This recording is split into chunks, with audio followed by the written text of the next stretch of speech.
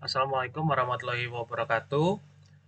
Pada kesempatan kali ini kami dari kelompok 6 akan melakukan tugas presentasi untuk tugas besar yang kedua dengan tema utama perbandingan ekosistem AI daripada negara Indonesia dengan negara lain. Namun untuk kelompok 6 sendiri memilih dengan negara Amerika Serikat. Tapi sebelum memulai lebih lanjut, eh, kami akan memperkenalkan masing-masing anggota kelompok terlebih dahulu.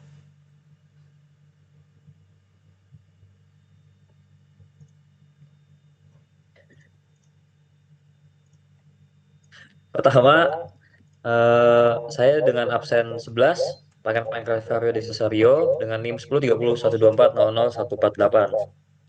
Selanjutnya saya dengan nomor absen 37, Akbaris Putra Susanto dengan NIM 1030124300443. Saya dengan nomor absen 5, Farel Malik Pirade dengan NIM 1030124000068. Dan saya dengan absen nomor 15, Julian Wimanjaya dan NIM 103012400189. Oke, pertama pendahuluan. Kecerdasan buatan AI kini menjadi teknologi strategis yang mendorong transformasi di berbagai sektor, dari layanan publik hingga industri. Untuk mengelola potensi dan risiko AI, berbagai negara membentuk kebijakan dan ekosistem yang berbeda-beda. Amerika Serikat telah mengambil langkah agresif dengan regulasi federal, investasi besar pada infrastruktur, dan kemitraan erat dengan industri teknologi. Sementara itu, Indonesia tengah merancang pendekatan yang inklusif dan partisipatif melalui roadmap nasional, sandbox regulasi, serta keterlibatan multi pemangku kepentingan. Perbandingan kedua negara ini memberikan wawasan penting bagi perumusan kebijakan AI yang seimbang antara inovasi, keamanan, dan keadilan sosial. Selanjutnya di sini ada kebijakan AI di Indonesia.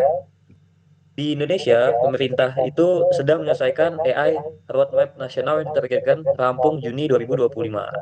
Terus disusun secara kolaboratif oleh pemerintah seperti Kominfo, Bappenas, eh, habis itu swasta, akademisi, dan masyarakat sipil. Yang terakhir fokus pada multi stakeholder governance agar kebijakan inklusif dan responsif terdapat kebutuhan sektor. Soalnya ada tata kelola spesifik sektor, contohnya di perbankan. OJK itu merilis kerangka tata kelola AI di sektor keuangan pada April 2025. Prinsip akuntabilitas, etika, dan perlindungan data. Tujuannya itu untuk membangun kepercayaan publik dan mitigasi risiko sistemik. Selanjutnya ada regulasi AI di Indonesia. Regulasi AI di Indonesia itu ada gabungan pendekatan horizontal seperti undang-undang umum dan vertikal seperti spesifik sektor pertanian, keuangan, dan energi. Yang kedua diterapkan melalui working group tematik seperti etika AI, talenta, investasi, dan infrastruktur yang terbuka untuk masukan publik. Yang terakhir ada regulatory sandbox dirancang untuk menguji teknologi AI dalam lingkungan terkendali sebelum peluncuran luas.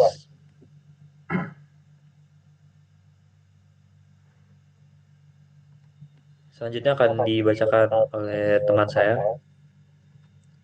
Kemudian ada ekosistem AI di Indonesia. Siapa saja aktor utama dalam ekosistem tersebut? Yang pertama jelas adalah pemerintah dengan koordinasi oleh Kominfo, Bappenas, dan lembaga sektoral seperti OJK.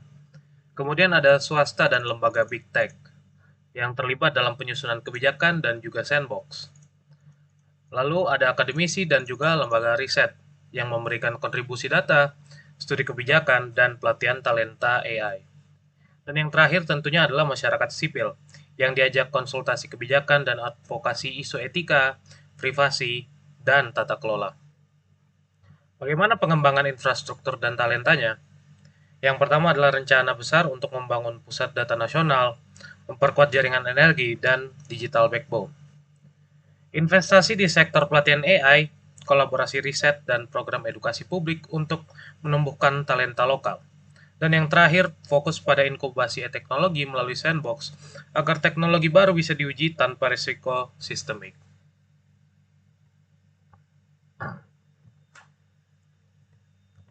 Perbandingannya bagaimana dengan regulasi AI sendiri di AS atau Amerika Serikat? Executive Orders atau EO sebagai alat eksekutifnya. Ada EO 14110 di tahun 2023 dengan mewajibkan Chief AI Officer di tiap lembaga federal dan fokus pada transparansi model AI, keamanan, dan pencegahan bias. Untuk tahun 2025 pada IO 14135 mendorong pembangunan infrastruktur nasional untuk AI melalui pusat data, energi bersih, dan supply chain chip. Dan terakhir pada tahun 2025 pada IO 14179 di era Presiden Trump untuk mencabut beberapa batasan regulasi Biden, yaitu presiden sebelumnya, dengan mendorong AI tanpa ideologi.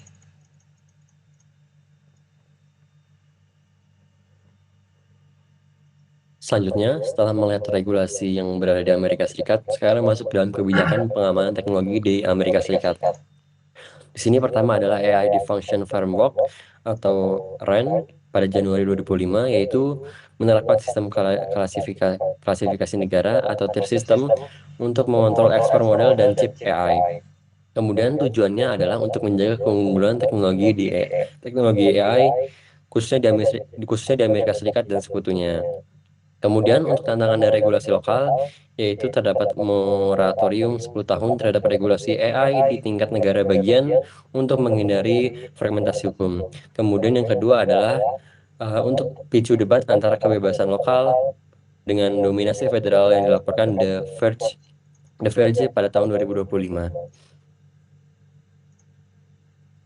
Selanjutnya, untuk ekosistem AI sendiri di Amerika Serikat, yaitu terdapat struktur ekosistem AI, di mana pemerintah federal berperan utama seperti White House, WSTP, DoD, dan DOE. Kemudian yang kedua adalah pemerintah negara bagian kadang berselisih dengan kebijakan federal. Dan kemudian yang ketiga, Big Tech dan perusahaan AI seperti OpenAI, Nvidia, Microsoft, dan Anthropic memiliki pengaruh besar dalam pembuatan kebijakan. Kemudian masuk dalam infrastruktur dan investasi talenta. Pada Stargate Project, terdapat investasi sekitar 500 US dollar miliar untuk pusat data AI besar-besaran di Texas dan global. Kemudian untuk Chips dan Science Act mendukung industri chips, R&D, dan pelatihan tenaga kerja. Kemudian yang ketiga untuk AI Safety Institute atau NIST pada tahun 2023 yaitu membuat konsorsium 200 lebih organisasi, kemudian koordinasi pengujian dan standar keamanan AI. Kemudian yang terakhir adalah yang keempat, yaitu lobbying kuat oleh sektor industri untuk mendorong deregulasi dan insentif federal.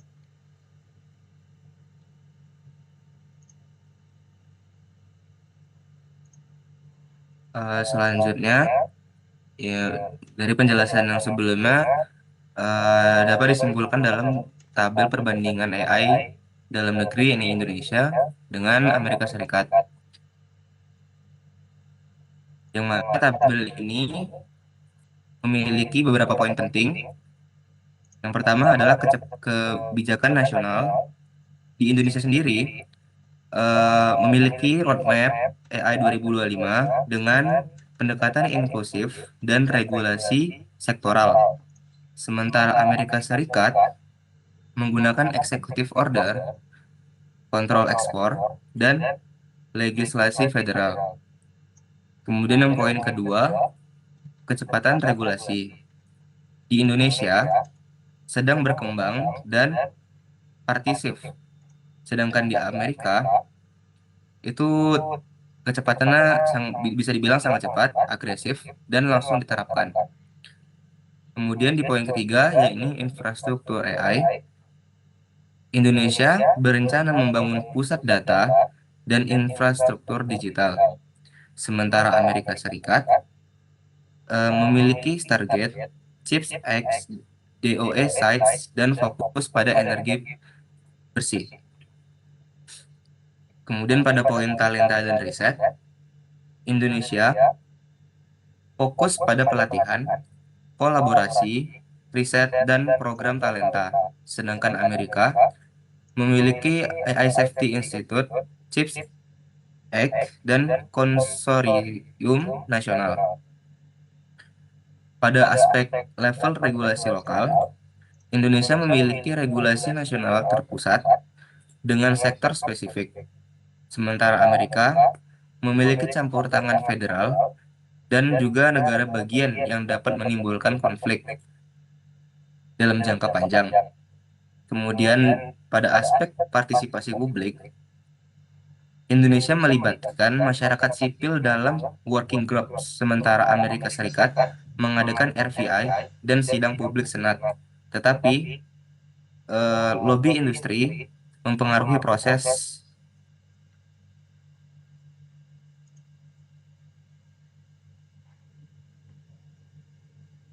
Jadi dapat diambil kesimpulan bahwa Indonesia memiliki strategi inklusif dan responsif yang cocok untuk negara berkembang. Namun perlu percepatan implementasi dan komitmen infrastruktur jangka panjang. Dan untuk Amerika Serikat itu bergerak cepat dalam kebijakan, investasi, dan kontrol pasar global. Namun juga memiliki risiko perpecahan regulasi antar negara bagian dan juga bisa melemahkan konsistensi jangka panjang. Selanjutnya ada rekomendasi untuk Indonesia dari kelompok kami. Yang pertama itu percepat finalisasi dan penerapan AI roadmap. Targetnya itu sebelum Q3 tahun 2025. Yang kedua, tingkatkan investasi infrastruktur seperti data center, clean energy, backbone digital. Yang ketiga, membangun kolaborasi AI di ASEAN untuk posisi strategis Indonesia di regional dan global. Yang keempat, adopsi kerangka kontrol AI seperti AI Diffusion Framework untuk proteksi teknologi dan data nasional. Dan yang terakhir, memperkuat sandbox AI agar inovasi bisa berkembang sambil tetap dikendalikan secara etis dan legal. Ini ada sumber yang kita dapat untuk tugas ini, ya, dan sudah selesai ya untuk penjelasan tentang AI, ekosistem AI di Indonesia dan di Amerika Serikat. Bila ada kurangnya, mohon maaf. Assalamualaikum warahmatullahi wabarakatuh.